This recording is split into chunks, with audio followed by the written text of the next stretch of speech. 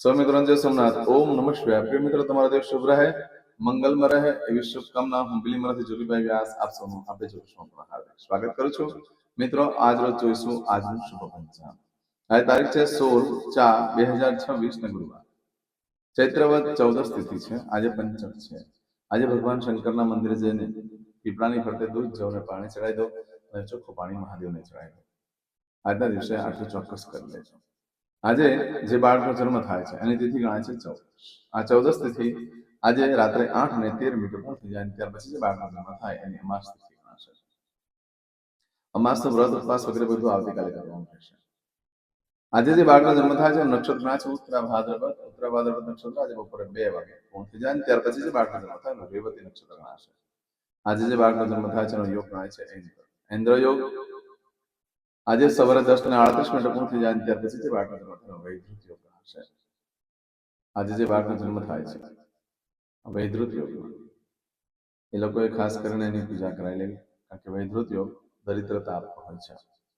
અને દર વખતે હું કહું છું કે કળશમાં ઘી લો ગાયનું, ઉપર એક તરભણું મૂકી દો, કાળા તલ મૂકી દો અને દક્ષિણામુખી ઉપર દીવો મૂકી મહાદેવના મંદિરે પહોંચી બપોરે 12 વાગ્યા પહેલા.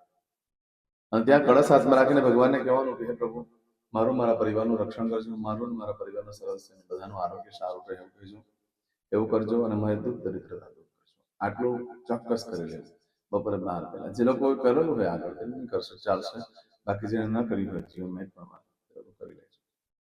આજે જે બાળકનો જન્મ થાય છે એનું કરણ ગણાય છે વિષ્ટિ. આ વિષ્ટિકરણ સવારે 9:27 પૂર્ણ થઈ જાય ત્યાર પછી જે બાળકનો જન્મ થાય શકુની યોગ ગણાશે.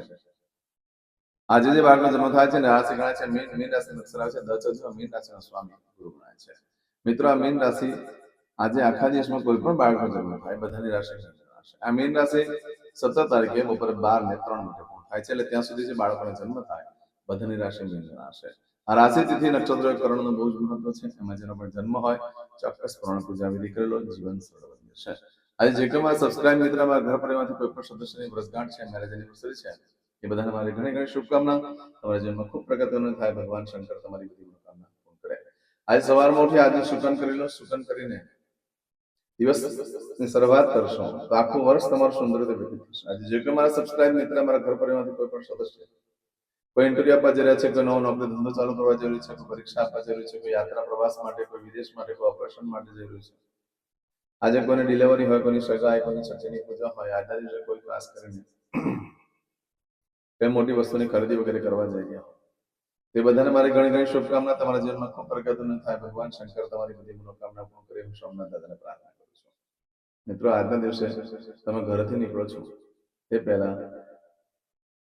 ખાસ કરીને આપણી જોગેશ્વર ચેનલ પર જઈ પ્લેલિસ્ટમાં જવાનું. પ્લેલિસ્ટમાં જઈ વારનું શુકન કરીને નીકળજો તો સારી સફળતા પ્રાપ્ત કરી શકશો. એમ ઘરેથી નીકળો છો તો ગુરુ મહારાજને વંદન કરી નીકળો. કોઈ ગુરુ ન કર્યા હોય તો માતા પિતા પ્રથમ ગુરુ છે, એને વંદન કરી લો. ઘરે દેવસ્થાનમાં ભગવાનને પગે લાગી નીકળવાનું. મારા કાર્યો સાથે રહેજો. આજે બ્રાહ્મણોને ભોજન કરાવવાનું બહુ જ મહત્વ હોય છે. અન્નદાન વગેરે કરવાનું બહુ જ મહત્વ હોય છે. એ કરવાથી લક્ષ્મી દેવી પ્રસન્ન થાય છે.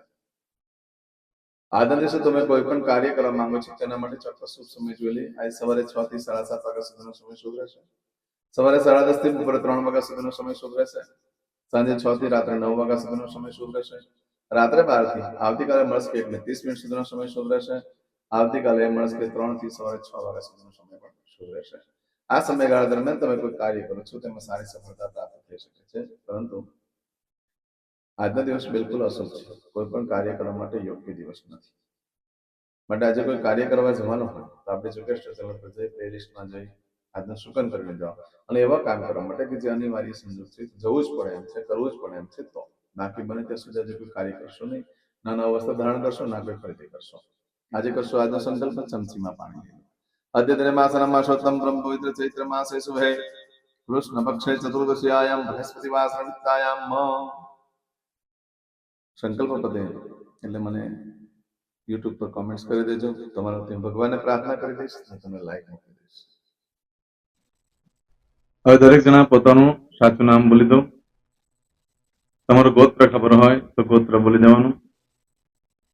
પછી બોલવાનું છે અહમ મમ આત્મન શ્રુતિ સ્મૃતિ પુરાણોક્ત પુણ્ય ફલ प्राप्ति अर्थम अप्राप्त लक्ष्मी प्राप्ति अर्थम प्राप्त लक्ष्मी चिरकाल सौ रक्षणात्मक लोके वा सभायां राजद्वारे व्यापारे विद्या अभ्यास देशे विदेशे सर्वत्र यश कीर्ति विजय लाभादि प्राप्ति अर्थम मम अखिल कुटुंबस्य आयु आरोग्य ऐश्वर्यादि प्राप्ति अर्थम मम जन्म समय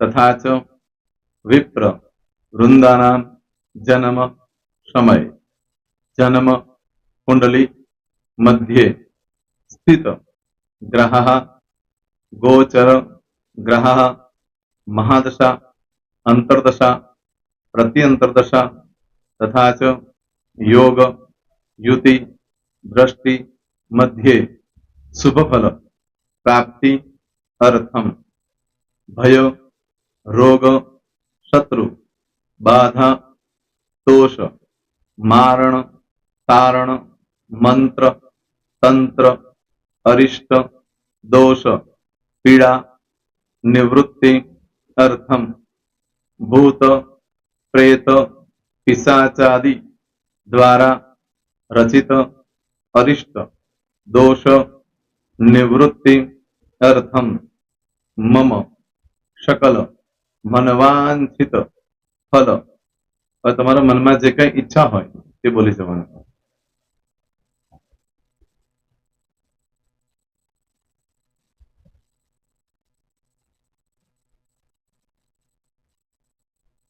બોલવાનું અનુસારતઃ सकल मनवांछित फल प्राप्ति अर्थम.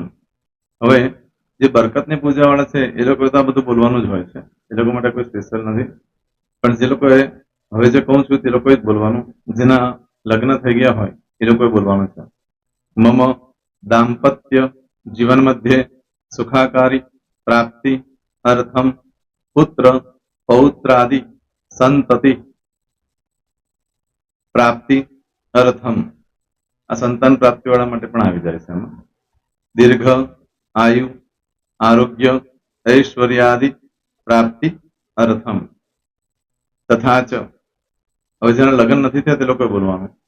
મમ જટટી વિવાહ योग प्राप्ति अर्थम विवाह पश्चात दाम्पत्य जीवन मध्य सुखाकारी प्राप्ति अर्थम. હવે જે લોકોને સંતાન પ્રાપ્તિ નથી, જે લોકોને સંતાન પ્રાપ્તિ છે કરવી છે એ લોકોએ બોલવાનું. मम दाम्पत्य जीवन मध्य सुखाकारी प्राप्ति अर्थम तथा च दीर्घ आयु आरोग्य ऐश्वर्यादि समन्वित संतति सुख प्राप्ति अर्थम. હવે જે અભ્યાસ કરી રહ્યા છો છોકરા વિદ્યાર્થીઓ છે તે લોકોએ બોલવાનું છે.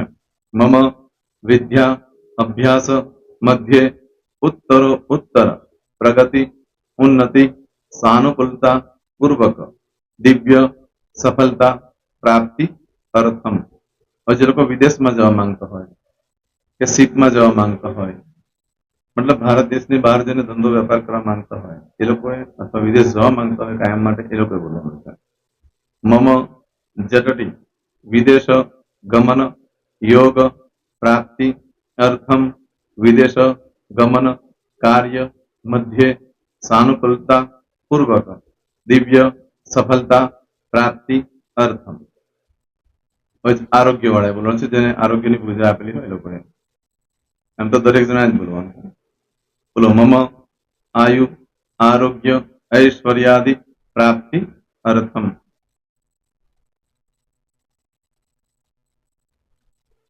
હવે દરેક જણા બોલવાનું.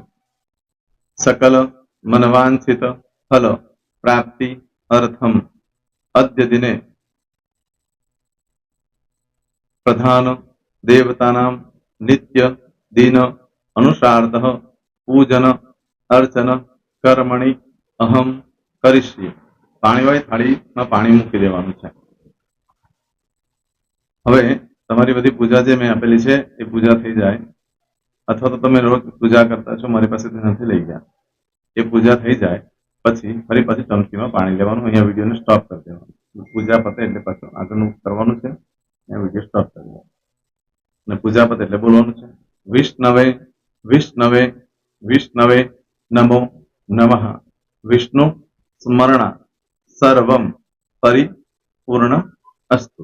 એતાની ગંધ પુષ્પ ધૂપ દીપ નૈવેદ્ય તામ્ર દક્ષિણા પ્રદક્ષિણા સહિત પ્રણુ મમ સકલ મનવાંચિત ફલ પ્રાપ્તિ અર્થમ પૂજન અર્ચન પ્રિયતાન નમમ. પાણી મૂકી દેવાનું, પાછું પાણી લેવાનું. પૂજન અર્ચન બ્રહ્માર્પણમસ્તુ. નીચે જમીન પર પાણી મૂકવું, એમાં આંગળી ઘસી કપાળમાં તિલક કરી દો. કપાળમાં જમીન પર પાણી મૂક્યું છે એમાં. ત્યાર પછી ભગવાનને કહેવાનું કે હે પ્રભુ, આજે પૂજા કરતા કઈ પણ પ્રકારની ભૂલચૂક થઈ ગઈ હોય તો અમને ક્ષમા કરજો. અમે તમારા બાળક છીએ. પ્રભુ, તમારો ખૂબ આભાર માનું છું. આજે મારી પાસે તમારી પૂજા કરાવી, મારી મનોકામના પૂર્ણ કરી. પ્રાર્થના કરી દો. જગ્યા પરથી ઉભા થઈ શ્રીનારાયણ ભગવાનને પાણી ચડાવી દો. નિત્ય કર્મ જે કરતા હોય તે કરો. જય સ્વામિનારાયણ. તમારો દિવસ શુભ રહે.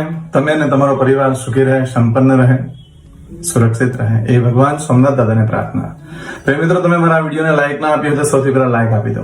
અને ત્યાર પછી જો તમે મારી આ ચેનલ સબસ્ક્રાઇબ ન કરી હોય તો સૌથી પહેલા સબસ્ક્રાઇબ કરી લો અને બેલ આઇકોન ઓલ પર ક્લિક કરવાનું ભૂલશો નહીં, જેથી કરીને સૌથી પહેલા નવી વિડીયો જે કંઈ મૂકું એ તમને મળે. મિત્રો, કંઈ પણ મૂંઝવણ હોય તો મને આ નંબર પર તમે ફોન કરીને પૂછી શકો છો.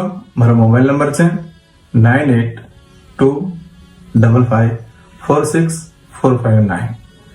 મિત્રો, કોમેન્ટ્સમાં જય સોમનાથ લખવાનું ભૂલશો નહીં. ફરી પાછા નવા વિડીયો સાથે મળીએ. ત્યાં સુધી સૌને જય સોમનાથ.